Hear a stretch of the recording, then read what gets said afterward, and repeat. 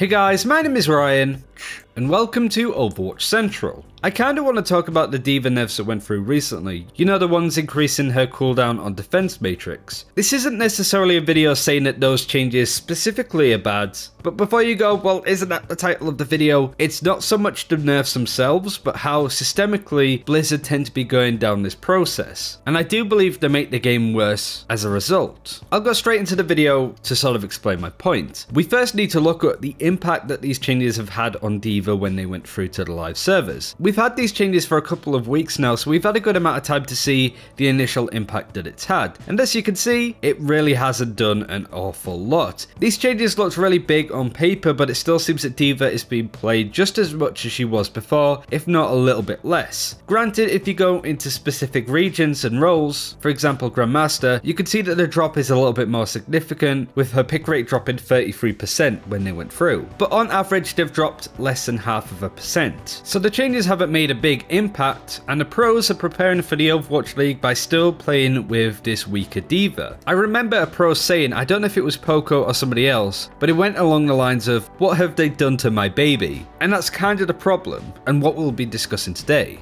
Basically, it's a death by 1,000 nerfs, and a lot of the time there's absolutely zero foresight from Blizzard with what these changes can do, and there's some really good examples that we'll go over. Of course, hindsight is 2020. It's really easy to say that these changes weren't as effective as Blizzard may have been hoping. They wanted to bring D.Va's strength down a little bit, and maybe her pick rate too. So the most obvious assumption here is that if D.Va is still strong, she will get nerfed again, and then again, and then again. Reminds me a little bit of how they've treated Brigitte and Mercy in the past. And I do have a big problem with the way that Blizzard nerfed these heroes, that have had a combo streak of like 6 to 7 nerfs in a row to bring down this hero's popularity. Of course, we see it now. Looking at Brigitte's pick rate, you can see that it's on its way down and down and down, and this is the worst it's been after these changes, and there's still more on the PTR ready to hit her. Does that mean that Goats and Brigitte isn't meta anymore? No, she's still being played. Goats isn't as strong as it used to be, but you get the point. Blizzard nerfed the hero, see that she's still being picked, still see that Goats is meta, they nerf her again, and they keep doing that, and I'm really worried that they're going to do this to D.Va too. I don't have issues with the nerfs that came in for Brigitte, I want to make that exceptionally clear, but it's the fact that both Brigitte and Mercy are now a lot more in inverted commas balanced, but they're just utter trash to play. They feel clunky, a lot of their mechanics are non-existent, and it just feels that you have this hero that's very balanced but just not dynamic or engaging or any fun to play. Reminds you of the way that Mercy players have described Mercy. However, before I say anything more on that, there is a caveat. Heroes like Mercy and Brigitte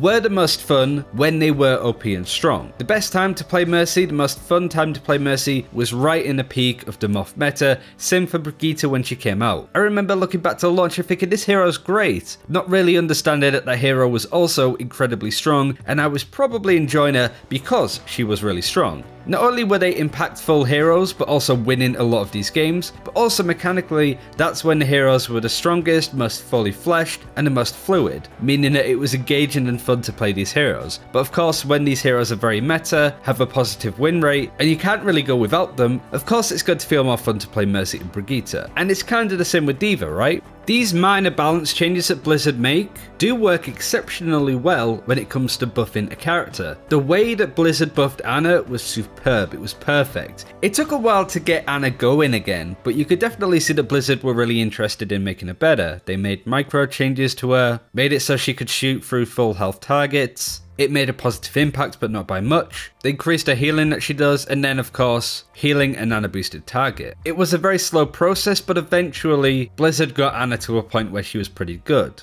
If they had done that all in one go, it might have been a bit too much. So I really like this system when they're buffing a hero, but when it comes to nerfing one, it feels like a bit of a hatchet job. But the issue is when you have all of these micro nerfs string together and then have a hero being balanced, these heroes just feel lackluster in comparison, of course. And a lot of the time you look back and go, were these nerfs necessary? A really good example of that were the Tracer nerfs. She had her damage reduced on her ultimate when she used it, and might I remind you that this change came in after Brigitte was added into the game, just over a month later I believe it was. Brigitte came out in March 2018, these Tracer nerfs came in around the 20th of April, so like 6 weeks. But a lot of players were like, oh my god, it's nice to see Tracer be nerfed, she was the poster girl of Overwatch, she hasn't been changed since launch. So this is a pretty impactful change on a hero that was incredibly meta. However, over time, Brigitte got a lot stronger, Goat's Comp became a thing, and Tracer just disappeared from the meta completely, not because of this nerf to her ultimate, but because the meta just changed with the addition of Brigitte. It took a while to ramp up, but again, in hindsight, you can see how that was the main reason why Tracer's pick rate did drop. And now players are looking back and going, was that nerf even necessary? Can we have that nerf reverted to Tracer so she still has a really strong ultimate? And Blizzard haven't really had a response on that. However, that does go on nicely to the main point I want to say about D.Va and the real way that you can balance her. It has to do with Hero 30. This is just a little clip of what Jane was saying about what he wants out of Hero 30. Have a quick listen. Well, the first thing is that D.Va absolutely needs a competitor. You know, even though her defense matrix has been nerfed, you know, the cooldown is from 1 second to 2 seconds, she's still, that's like a nerf to her power level overall. It's not a nerf to her utility or her versatility, which is so strong. So if they're going to keep D.Va in this state, they need somebody else who can compete against her or do similar roles. And we saw this with the introduction of Orisa, but D.Va is still basically like the Reinhardt of Season 1. He's just an absolute must pick. So many powerful tactics and roles come from D.Va and can only be done by D.Va that she needs a competitor in the way that Reinhardt got a competitor in the form of Orisa.